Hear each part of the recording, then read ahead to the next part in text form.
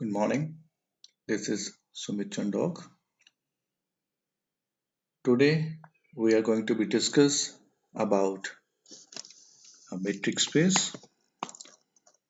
So now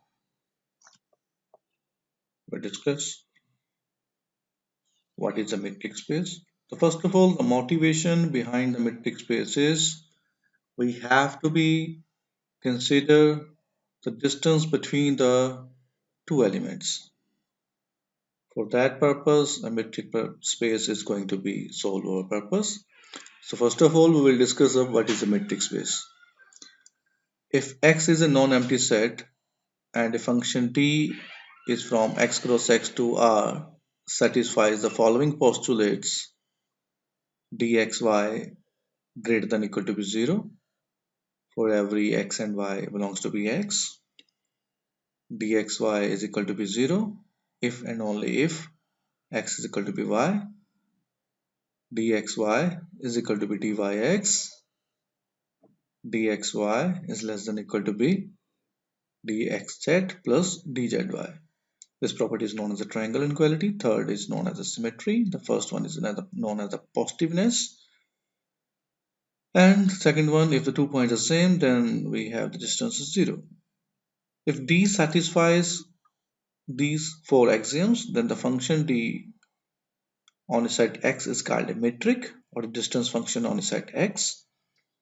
A non-empty set X equipped with a metric D is known as a metric space and it is denoted by X comma T.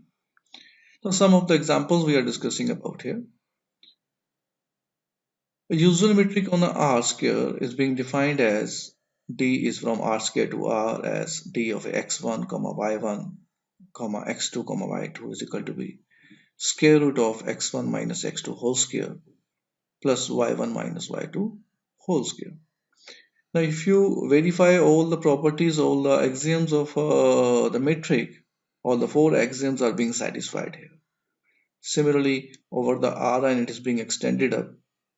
And when the trivial metric or discrete metric will be like dxy is equal to be 1, x is not equal to be y, and it is equal to be 0 when x is equal to be y. Here dxy is positive, dxy is equal to be 0 if and if only x is equal to be y, and dxy is equal to be dyx, symmetry. And also you will check it out that the triangle inequality holds up in this case. Now suppose out we have some of the questions we will discuss up whether they are metric or not. Say we have discussed the usual metric like dxy is equal to be modulus of x minus y. If you check up all the four properties here, that then the modulus dxy is greater than 0 and it is equal to be 0 if x is equal to be y. Third, we have dxy is equal to be dyx here, and the fourth one here, the dxy is all the four axioms here using up the properties of dxy is equal to be modulus of x minus y. It should be greater than equal to be 0, and this is equal to be 0 if x is equal to be y, and dxy is equal to be dyx. And if I consider uh, the metric out here, say satisfy the triangle inequality, say we are discussing about this triangle inequality out here, like d of x comma y. This is, if we go with that, this is equal to be modulus of x minus y, and this is equal to be modulus of x minus say z plus z minus of y. And you know that using up the property of the modulus, which this is less than equal to be the modulus of x minus z plus modulus of z minus y, which is equal to be, by the definition here, it is equal to be d of x comma z plus d of z comma y. So hence it satisfies all the properties, all the axioms of a matrix. So you can say that this D is a metric. Now say that if I consider the next example, say dxy is equal to modulus of x cube minus y cube. If you see out this again, so here again it is going to be satisfies up all the properties. So dxy is greater than equal to be 0 and dxy is equal to be 0 if and if only x is equal to be y and dxy is equal to be dyx. And the last one, we have a triangle inequality. If we have to consider of this part, x raised to power 2m minus 1 minus y raised to power 2m minus 1. This is equal to be this, and using up the properties of the modulus, we have this is less than equal to be x raised to power 2m minus 1 minus of z raised to power 2m minus 1 plus modulus of z raised to power 2m minus 1 minus y raised to power 2m minus 1. So therefore dxy is less than equal to be dxz plus dzy for any m is equal to be 1, 2, 3. So it is satisfies all the properties. Similarly, if you have, say, the next example is dxy is equal to be modulus of x minus 2y. Here, it is not a metric space. For example, here in this case, dxy is equal to be x minus 2y and dy is equal to be y minus 2x. So here you can say that dxy is not equal to be dyx. So does not satisfy the symmetric property out here. Similarly, if we have a dxy is equal to be modulus of a x square minus y square, this is not a metric. For example, here if I consider the dxy is equal to be 0, it implies that modulus of x square minus y square is equal to be 0. Here, y is equal to be x or y is equal to be minus x. So second postulate fails up that dxy is equal to be 0 if and only if x is equal to be y. So and similarly, here we have one more example here. If we consider the dxy is equal to be maximum of xy or dxy is equal to be minimum of x comma y, in both the cases, it is not a metric. It does not satisfy the postulate that is non-negative property, as maximum or the minimum of x minus y will give a negative values of x and y, because the minimum of minus 2 and minus 5 is equal to be minus 5, which is less than 0. And similarly, if we consider the maximum of a minus 2 and minus 5, again, it does not satisfy the postulates of a metric space. Similarly, say there are some more examples out here. You can try up yourself. We can say what will happen up in this case, like dxy is equal to be modulus of a x cube minus 5 y power 5. dxy is equal to be x modulus of a x power 3001 minus y power 3001. And if we have a d is defined as a modulus of a x plus modulus of a y, this is not again a metric. So now here, if I consider, say I have some more examples out here. This is the examples of a metric space, like say, and if xt is a metric space, then we have considered d1 as a dxy over 1 plus dxy. So this example will tell us that a new metric is being defined from a previous metric. Now, we have a question is that whether a new metric, whether a new distance function that you define over Ax, is it a metric on Ax?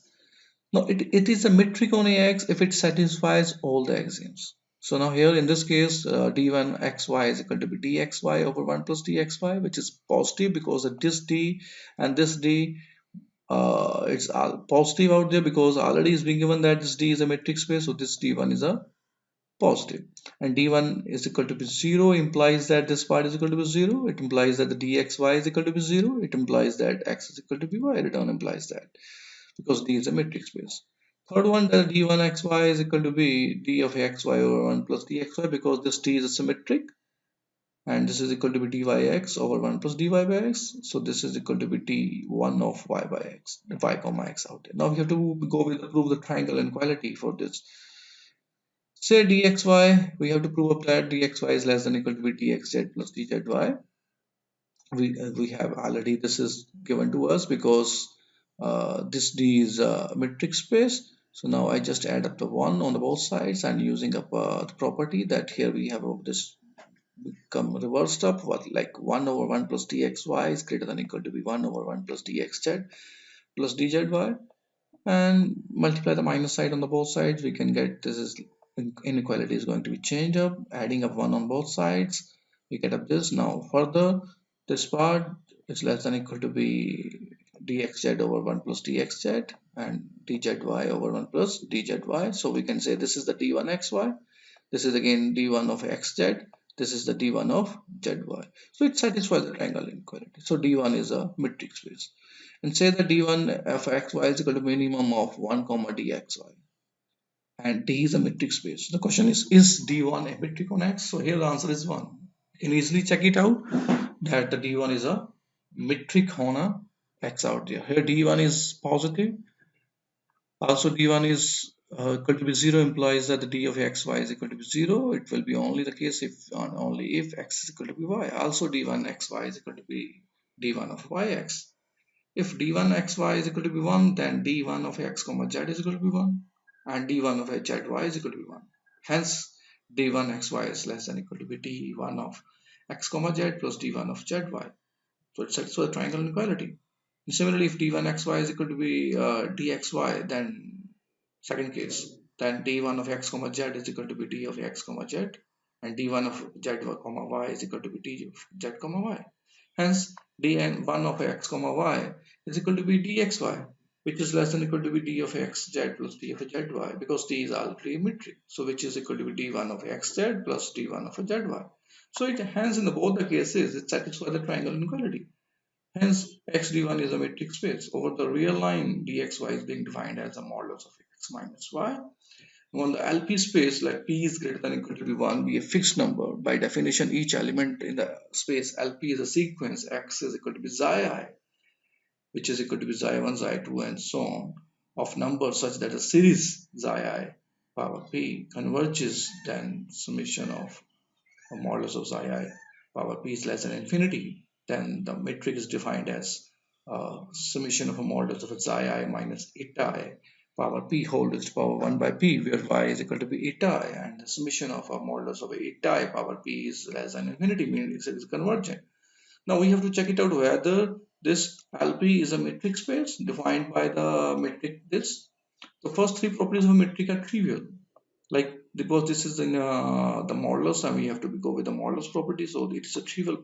The first three properties are there. So now we have to prove the last property, which is triangle inequality. Suppose that x, y, and z belongs to be LP space, and using a triangle inequality, we get here dxy is equal to be summation of xi eta I power p whole raised to power mod 1 by p, and just apply up the property of modulus out here. This is less than equal to be summation of a modulus of a xi I minus phi I plus modulus of a phi I minus eta I power p whole raised to power 1 by p.